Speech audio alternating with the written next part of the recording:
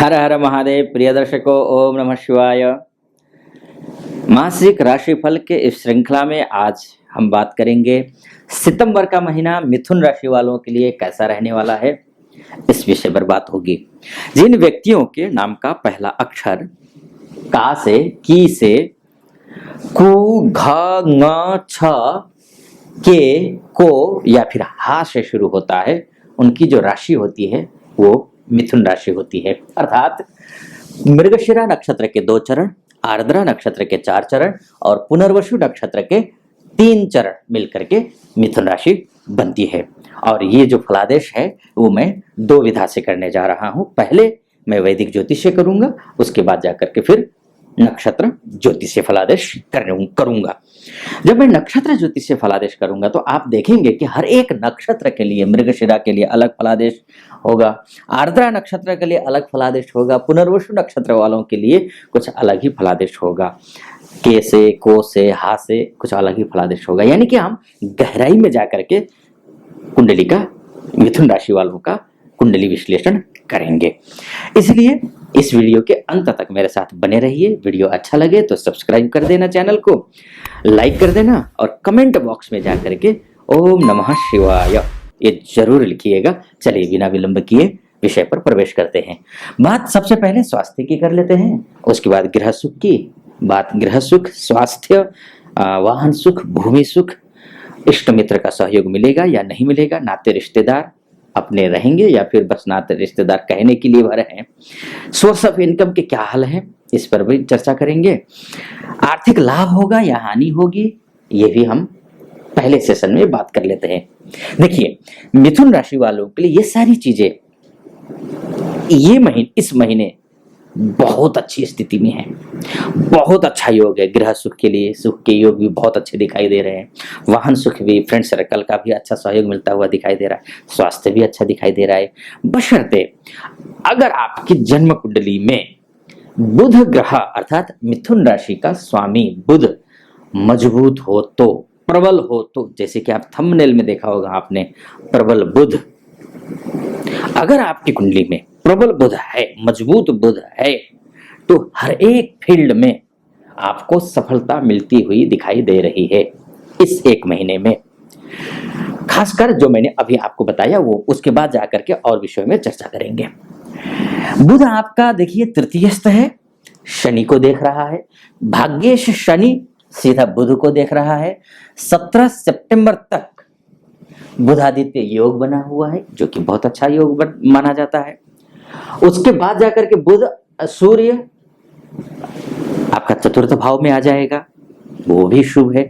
बुध का अकेला होना भी शुभ है क्योंकि सीधी दृष्टि बनी हुई है। तो ऐसी स्थिति में बुध अगर अच्छा है तो आप हर एक फील्ड में, जो भी मैंने आपको बताया, गाड़ी और भूमि से संबंधित या फिर जो है आपका स्वास्थ्य से संबंधित, हर एक क्षेत्र में आपको अच्छी सफलता मिलती हुई दिखाई दे रही है। अगर कमजोर है तो करना क्या है? गणेश की उपासना करनी है। गणेश अथर्व शीर्ष का पाठ करना है आपको। अगर आपकी कुंडली में बुध कमजोर है तो, बुध कमजोर है ये कैसे पता करेंगे?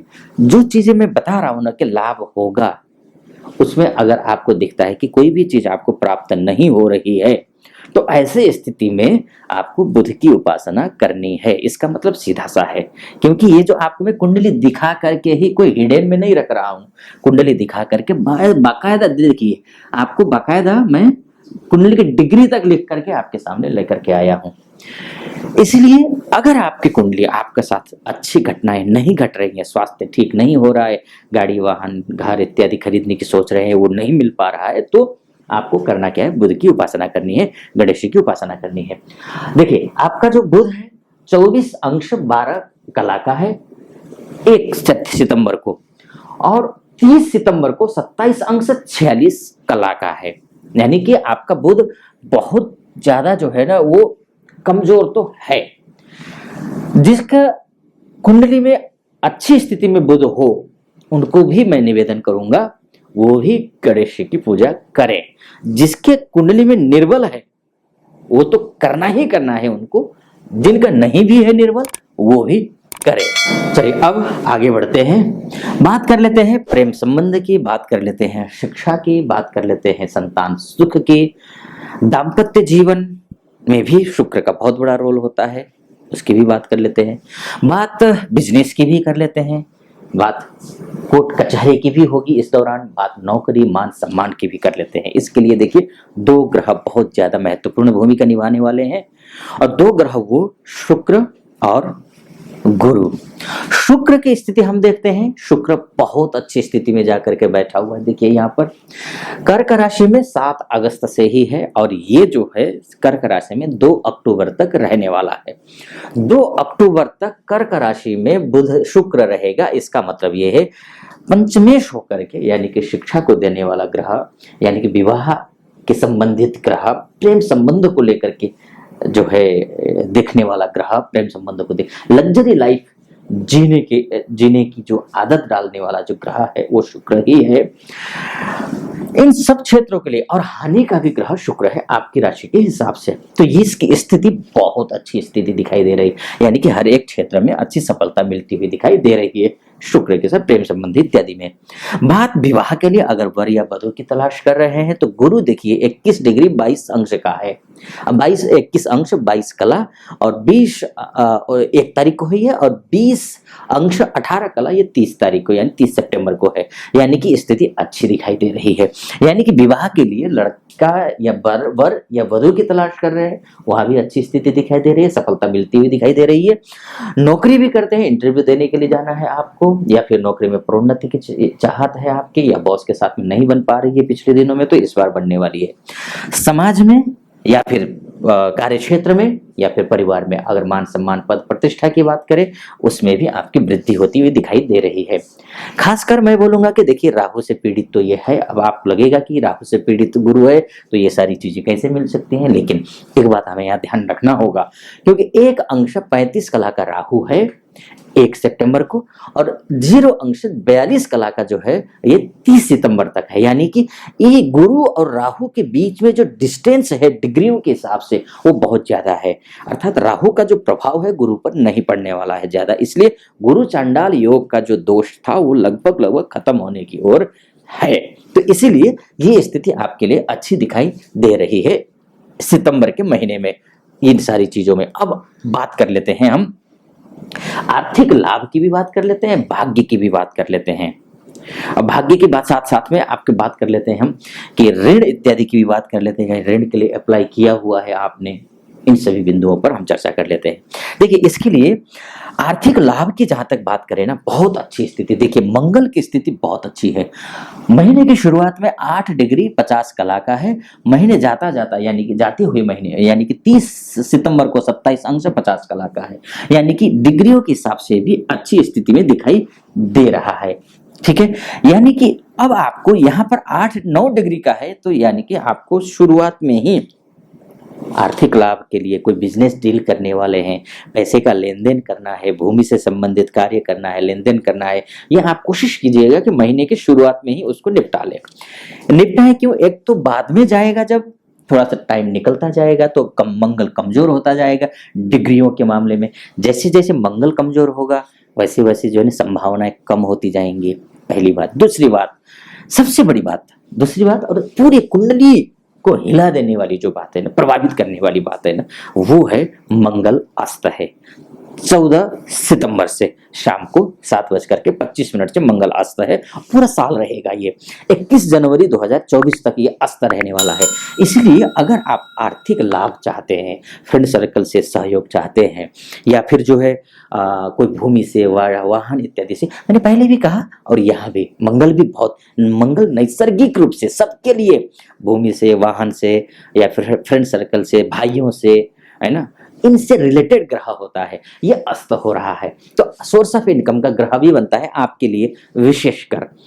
तो ऐसी स्थिति में मंगल अस्त हो रहा है तो आपको करना क्या है, हनुमान अष्टक का पाठ कर लेना है।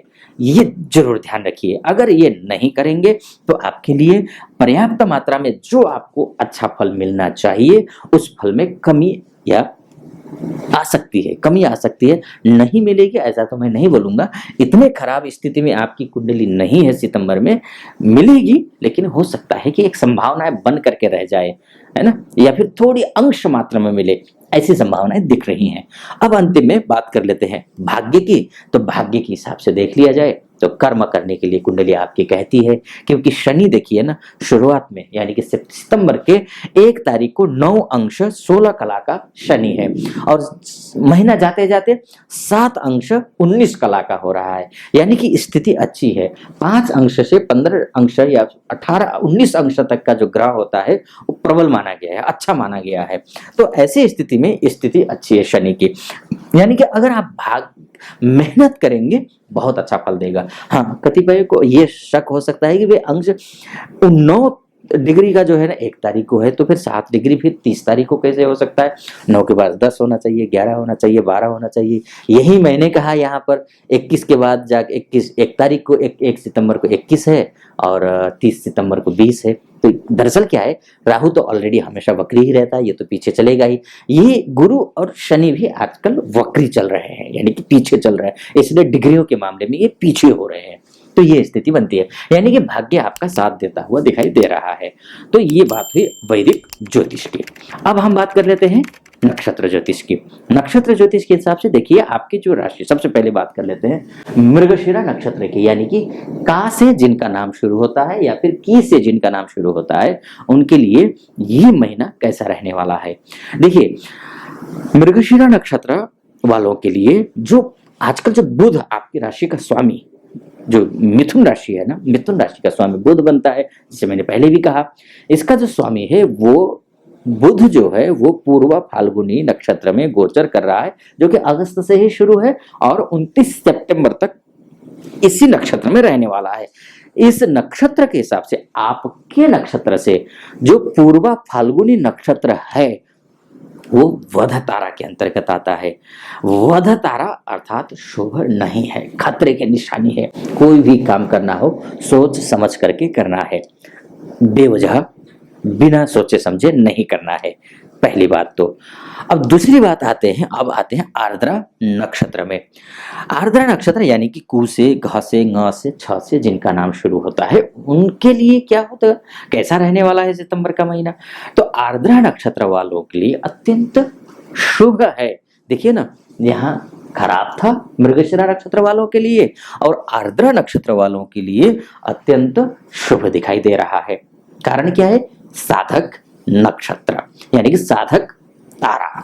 साधक तारा में होता क्या है, जिस किसी भी फील्ड में हम हाथ डालेंगे, शुभारंभ करेंगे, उसको नतीजे तक हम पहुंचा सकते हैं, यानी कि उसमें सफलता मिलती है, उपलब्धियां हासिल कर सकते हैं आप किसी भी फील्ड में।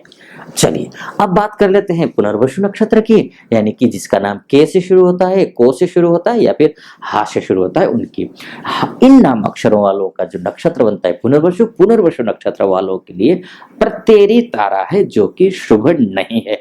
हर एक काम में बाधा डालने वाला ग्रह तारा है ये। कोई भी काम शुरू करेंगे बाधा जरूर डालेगा, यही बात होती है ना। देखिए इस कुंडली वैदिक ज्योतिष के हिसाब से सब कुछ अच्छा दिखाई दे रहा था, लेकिन नक्षत्र ज्योतिष के हिसाब से मृगशिरा नक्षत्र वालों के लिए भी अच्छा नहीं है। आर्द्रा नक्षत्र वालों के लिए अत्यंत शुभ है, लेकिन पुनर्वसु नक्षत्र वालों के लिए फिर से खराब है। तो ऐसे में करना क्या है? देखिए वैदिक ज्योतिष में अच्छा है, इसमें कुछ खराब बता रहा है, यानी कि इसको सामंजस्य बैठाना है। इसीलिए एक अच्छे ज्योतिषी की जरूरत पड़ती है, जिसको नक्षत्र का भी नॉलेज हो, जानकारी हो, है ना। इसीलिए मैं ये बोलूंगा कि नक्षत्र और वैदिक ज्योतिष के हिसाब से करना क्या है, सबसे बड़े गणेश अथर्व शीर्ष का पाठ करना है। सबसे पहले तो ये करना है आपको। दूसरी बात ये है कि संभव हो सके तो घर में रामायण रखिए, और हर दिन कुछ न कुछ एक चौपाई पढ़ने की कोशिश कीजिए। तीसरी बात ये है कि हनुमान अष्टक का पाठ करना है। ये 3 काम करने हैं आपको। नक्षत्र से जो दोष है वो भी ठीक हो जाएगा, वैदिक ज्योतिष में जो भी दोष है कमी बेशी वो भी दूर हो जाएंगे। चलिए इस वीडियो को मैं यहीं पर समाप्त करता हूँ। आपको वीडियो कैसा लगा? अच्छा लगा हो तो चैनल को सब्सक्राइब करना बिल्कुल भी मत भूलिएगा, और अच्छा लगा हो तो लाइक भी कर दीजिएगा, और कमेंट बॉक्स में जाकर के ओम नमः शिवाय जरूर लिखिएगा। फिलहाल अनुमति दीजिए। ओम नमः शिवाय।